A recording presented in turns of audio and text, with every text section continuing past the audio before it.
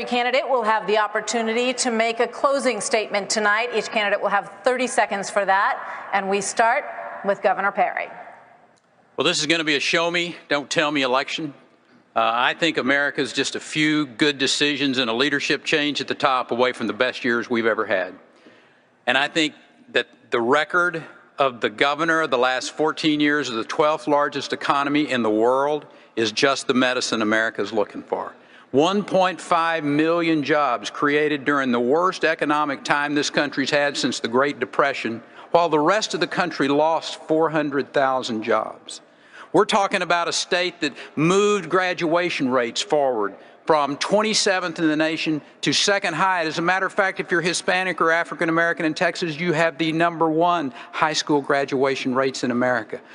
Americans are looking for somebody that's going to give them hope.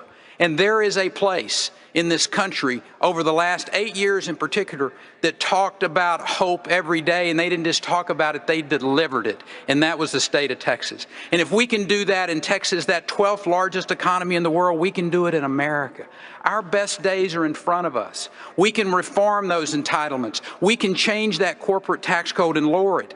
We can put America back on track on a growth level and a growth rate that we've never seen in the history of this country. Manufacturing will flow back into this country. It just needs a corporate executive type at the top that's done it before.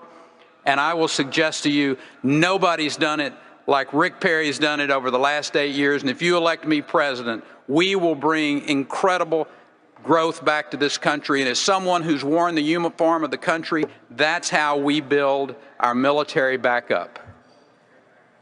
Thank you, Governor. Senator Santorum. I'll tell you how optimistic I am about America. Karen and I have 7 children. You don't have 7 children and bring them into this world if you're not optimistic about the future of this country. I am, but people are upset, and they're upset for a reason about the future of this country. Donald Trump actually seized on it when he talked about immigration. And I think the reason he did is because immigration is sort of an example of what's broken and what's wrong in Washington, D.C. You see, you have one side, the Democrats, and with immigration, all they care about is votes. They don't care about American workers. They just care about bringing as many people in so they can get as many votes as they can. On the other side, you have so many Republicans, and what do they care about? Helping business make profits. But there's nobody out there looking out for the American worker. I'm looking out for the American worker. I'm the only one in this stage who has a plan that's actually going to reduce immigration, actually going to do something to help the American worker. And you combine that with a plan to make manufacturing this country #1 in manufacturing, you've got someone who's going to help revitalize and give hope to America. We're the places that is the most hopeless today. That's why I ask for your support for president. All right, Senator, thank you. Governor Jindal. You know, we've got a lot of great talkers running for president. We've already got a great talker in the White House. We cannot afford 4 more years of on-the-job training. We need a doer, not a talker. We also need a nominee, a candidate who will endorse our own principles. Jeb Bush says we got to be willing to lose the primary in order to win the general. Let me translate that for you. That's the establishment telling us to hide our conservative principles to get the left and the media to like us. That never works. If we do that again, we will lose again. We will deserve to lose again. One principle, for example, we've got to embrace is on immigration. We must insist on assimilation. Immigration without assimilation is an invasion. We need to tell folks who want to come here, they need to come here legally. They need to learn English, adopt our values, roll up their sleeves, and get to work. I'm tired of the hyphenated Americans and the division. I've got the backbone, I've got the bandwidth, I've got the experience to get us through this. I'm asking folks not just to join my campaign, but join a cause. It is time to believe in America again. Thank you, Governor. Carly Fiorina, closing statement. Hillary Clinton lies about Benghazi. She lies about emails. She is still defending Planned Parenthood, and she is still her party's front runner. 2016 is going to be a fight between conservatism and a Democrat Party that is undermining the very character of this nation. We need a nominee who is going to throw every punch, not pull punches, and someone who cannot stumble before he even gets into the ring. I am not a member of the political class. I am a conservative. I can win this job. I can do this job. I need your help. I need your support. I will, with your help and support, lead the resurgence of this great nation. Thank you. Thank you. Senator Graham.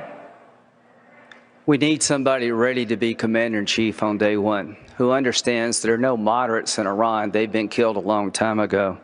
That the Ayatollah is a radical jihadist who really means it when he chants death to America, death to Israel. And this deal is giving him a pathway to a bomb, a missile to deliver it, and money to pay for it all. We need a president who can solve our problems, bring us together. We're becoming Greece if we don't work together.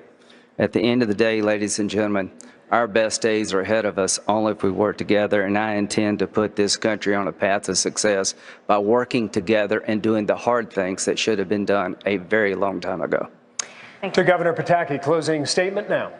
With all the candidates, why me?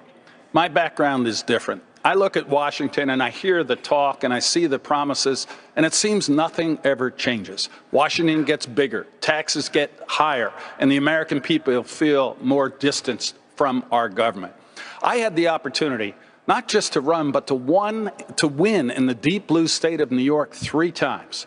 And not only did I win, but I then worked with a Democratic legislature to put in place the most sweeping conservative reforms of any state in America, taking us from the most dangerous state in America to the 4th safest, reducing our welfare rolls by over 1 million and replacing over 700,000 private sector jobs. I can govern by bringing people together.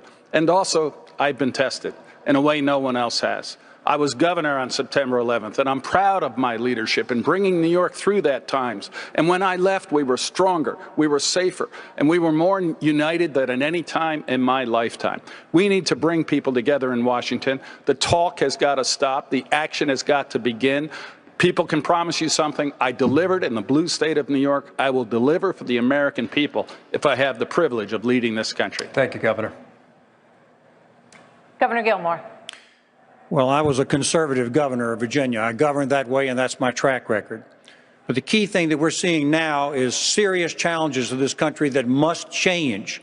The direction of this nation must change. And that's why I've offered a specific program to the people of America tonight to address the fundamental problem of getting our country growing again, getting our economy growing, wages up, opportunities for people. And second, the international crisis we are facing is most dreadful and most dangerous.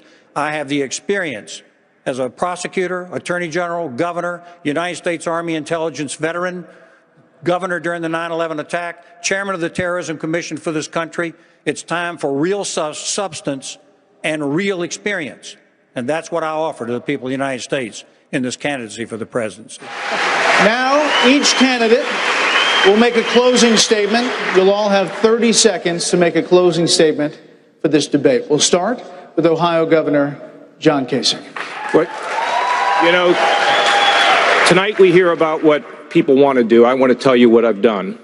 I was a member of the Armed Services Committee for 18 years. I spent a big chunk of my life studying national security issues and our role in the world. Number 2, I was the chairman of the House Budget Committee and one of the chief architects the last time we balanced the budget, and it was the first time we'd done it since man walked on the moon. We had a $5 trillion surplus and we cut taxes. I spent 10 years in the private sector actually learning how business works, and now I'm the governor of Ohio, and I inherited a state that was on the brink of dying. And we've turned it all around with jobs and balanced budgets and rising credit and tax cuts, and the state is unified and people have hope again in Ohio. Governor Christie. Well, thank you, Megan. Listen, I was born into a middle-class family in New Jersey. My dad came home from serving in the Army after having lost his father, worked in the Breyers ice cream plant in Newark, New Jersey, and was the first person to graduate from college, put himself through college at night. My mom was a secretary. I was appointed United States Attorney on September 10th, 2001, and spent the next 7 years of my career fighting terrorism and putting terrorists in jail. I'm a conservative, pro-life governor in a state where it's really tough to be both. In a state like New Jersey with lots of Democrats, but still we cut taxes, we balanced budgets, we fought the teachers union. This president has had weak leadership, which has led to bad choices. We got to stop worrying about being loved and start worrying about being respected, and that's exactly how I'll lead our country. Senator Paul, closing statement. I'm a different kind of Republican. I've introduced a 5-year balanced budget. I've introduced the largest tax cut in our history. I stood for 10.5 hours on the Senate floor to defend your right to be left alone. But I've also gone to Chicago, I've gone to Detroit, I've been to Ferguson, I've been to Baltimore, because I want our party to be bigger, better, and bolder, and I'm the only one that leads Hillary Clinton in 5 states that were won by President Obama. I'm a different kind of Republican. Senator Marco Rubio. Thank you. You know, both of my parents were born into poor families on the island of Cuba. They came to America because it was the only place where people like them could have a chance. Here in this country, they never made it big, but the very purpose of their life was to give us the chance to do all the things they never could. My father was a bartender, and the journey from the back of that bar to this stage tonight, to me, that's the essence of the American dream. It's what makes our nation different, and I'm running for president because I want that to still be possible for the people trying to do that now. I run for president because I believe that we can't just save the American dream, we can expand it to reach more people and change more lives than ever before. And that's why I'm asking for your vote, so we can make America greater than it's ever been and make of this century a new American century. Thank you, sir. Senator Ted Cruz. If I am elected president, let me tell you about my first day in office. The first thing I intend to do is to rescind every illegal and unconstitutional executive action taken by Barack Obama. The next thing I intend to do is instruct the Department of Justice to open an investigation into these videos and to prosecute Planned Parenthood for any criminal violations. The next thing I intend to do is instruct the Department of Justice and the IRS to start persecuting religious liberty. I then intend to cancel the Iran deal and finally move the U.S. Embassy in Israel to Jerusalem. I will keep my word. My father fled Cuba, and I will fight to defend liberty because my family knows what it's like to lose it. Dr. Carson, closing statement. Well, I haven't said anything about me being the only one to do anything, so let me try that. I'm the only one to separate Siamese twins. The only one to operate on babies while they were still in the mother's womb. The only one to take out half of a brain, although you would think if you go to Washington that someone had beat me to it.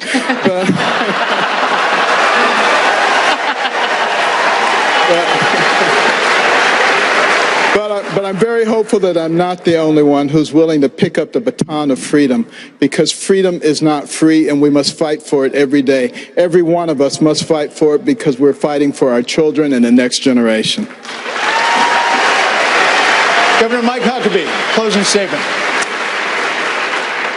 It seems like this election has been a whole lot about a person who's very high in the polls, but doesn't have a clue about how to govern, a person who has been filled with scandals and who could not lead. And of course, I'm talking about Hillary Clinton.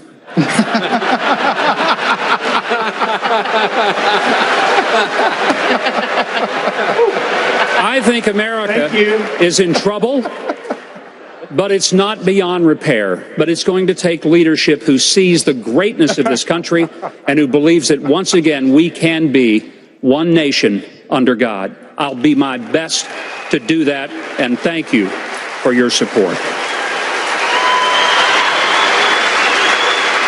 Governor Scott Walker. Thanks. I'm a guy with a wife and 2 kids and a Harley. One article called me aggressively normal. I ran for governor because I was worried about my kids' future. Then I took on the big government union bosses, and we won. They tried to recall me, and we won. They targeted us again, and we won. We balanced the budget, cut taxes, and turned our state around with big, bold reforms. It wasn't too late for Wisconsin, and it's not too late for America. That's why I asked for your vote. Governor Bush, closing statement, sir. Here's what I believe. I believe we're at the verge of the greatest time to be alive in this world. But Washington is holding us back. How we tax, how we regulate. We're not embracing the energy revolution in our midst, a broken immigration system that has been politicized rather than turning it into an economic driver. We're not protecting and preserving our entitlement system or reforming for the next generation. All these things languish while we have politicians in Washington using these as wedge issues. Here's my commitment to you, because I did it as Florida. We can fix these things. We can grow economically and restore America's leadership in the world so that everybody has a chance to rise up. I humbly ask for your vote whenever you're going to get to vote, whenever the primary is. Thank you all very much. Mr. Trump, closing statement, sir. Our country is in serious trouble. We don't win anymore. We don't beat China in trade. We don't beat Japan with their millions and millions of cars coming into this country in trade. We can't beat Mexico at the border or in trade. We can't do anything right. Our military has to be strengthened. Our vets have to be taken care of. We have to end Obamacare, and we have to make our country great again, and I will do that. Thank you.